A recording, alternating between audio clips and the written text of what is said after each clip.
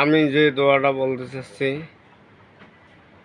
এই দোয়াটা পড়লে আল্লাহ তাআলা পাহাড় পরিমাণ পর্যন্ত ঋণ থাকলে আল্লাহ তা মাফ করিয়ে দেবে।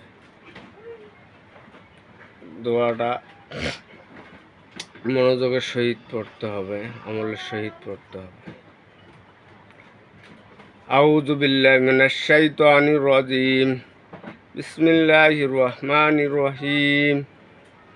قل اللهم مالك الملك تؤتي الملك ممن تشاء وتعز من تشاء وتذل من تشاء بيدك الخير إنك على كل شيء قدير وتولج الليل في النهار وتولج النهار في الليل وتخرج الحي من الميت وتخرج الحية من الميت وترز من تشاء بغير حساب.